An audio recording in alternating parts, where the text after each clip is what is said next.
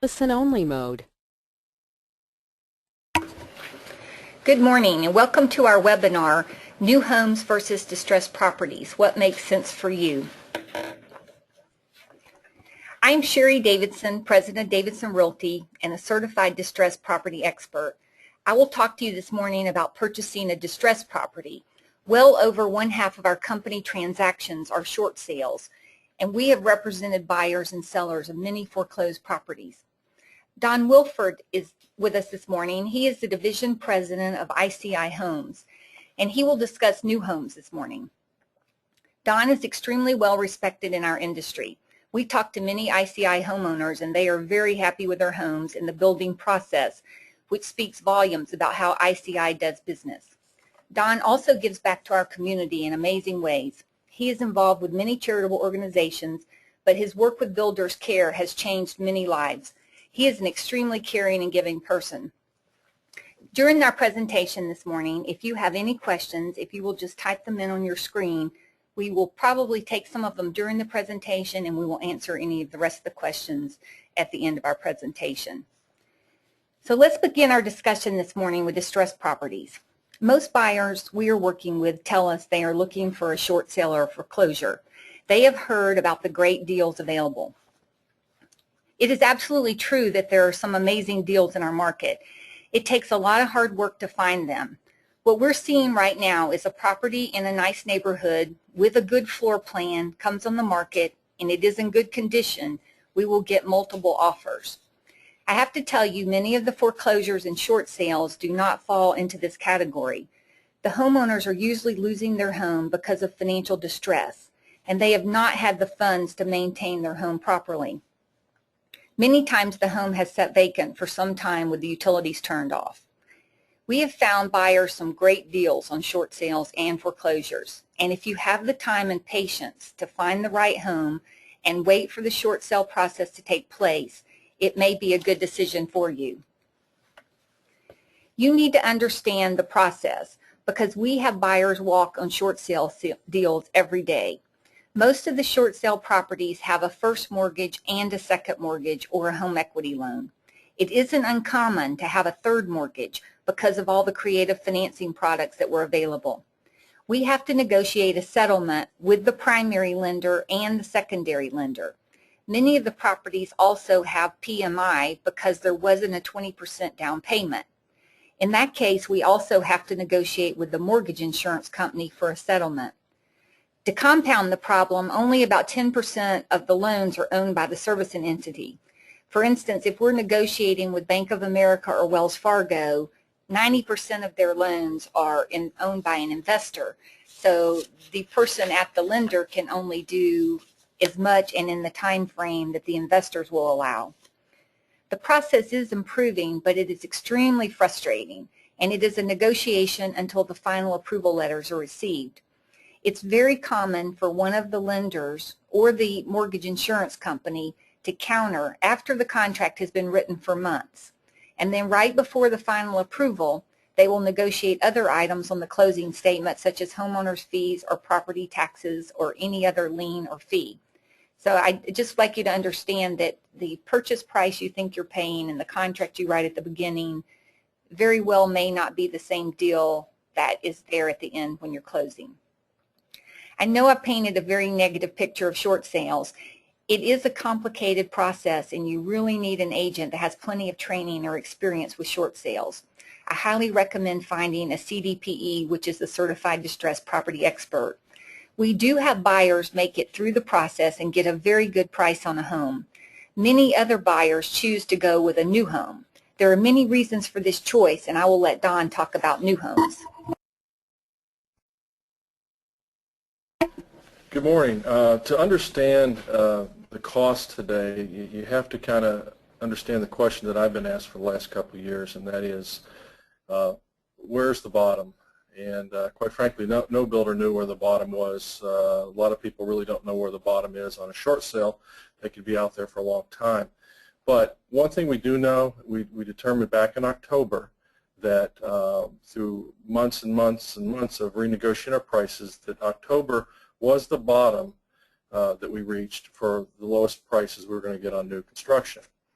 That being said, it's about 25% less to build a house today, construction cost-wise, than it was in 2004. It's a very short-lived process. Right now we're experiencing some increases in lumber and drywall and some of the metals. It doesn't make sense that we're having this. A lot of it is really a supply and demand thing, and a lot of the plants are still closed down, so prices are up. We have experienced on new construction a 6% price increase year to date on materials, but we're still 20+% below where we were months ago. So materials will go up. We feel that the rest of the year prices are going to be pretty stable to where they are now, maybe up 2 or 3 points. The record low cost also means a maximum quality. Unfortunately, builders and just about everybody in this field had to lay off a lot of people. Back in 2005, quite frankly, there was a lot of people performing craftsman work that were less than craftsmen. Well, they're all gone, and the best of the best tradesmen are here.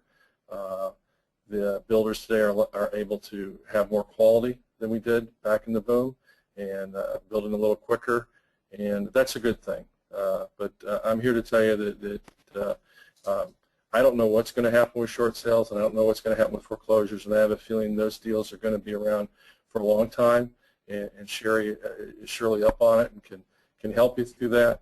But I'm here to tell you that our bottom was hit in October, and month to month, every month on, we're doing more new builds, and that's a great thing. So overall, for the next 12 months, what is your prediction about prices on new homes? The fear of the unknown that we have is we don't know about natural disasters, a hurricane that could change things. We feel pretty much that another 3 or 4% increase in materials is going to happen before this year is out.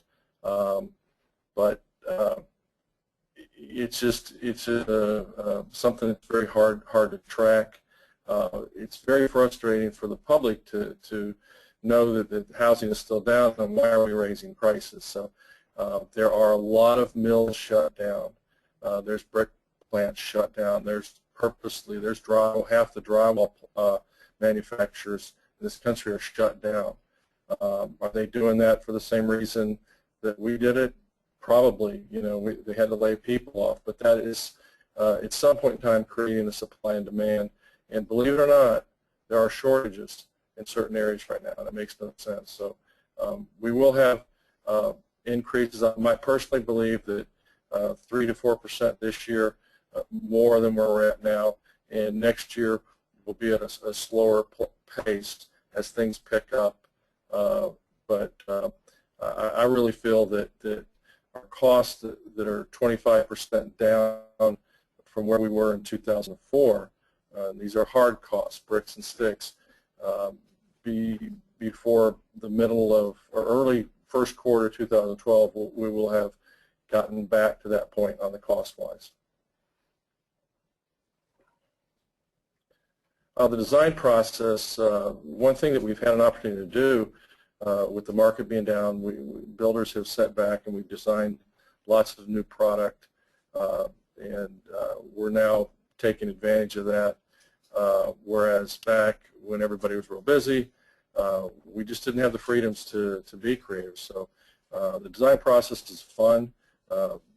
Most of our customers that we build for are coming to us. They like a plan we have, but they would like to add a couple of rooms. They'd like to add a mother-in-law suite. It's very easy to do. We do that every day. Also, people are aware that years ago, the building industry got bad publicity with mold and such, and since then, insurance companies have excluded mold, and we had serious problems. We hired building scientists. They do exist. They're people that understand how materials interact, and most builders engage them, and we found out that there was a lot of things that we weren't doing properly. we could have done better. And so most builders have taken advantage of that, and by using different materials, different applications. There's great products out there. Some builders absolutely despise the home and garden TV. We like it. People will see something on the design shows on TV and bring us volumes of product information, and it's actually a help for us to be able to research what they want and see if we can incorporate it in the house. So we're a lot more proactive.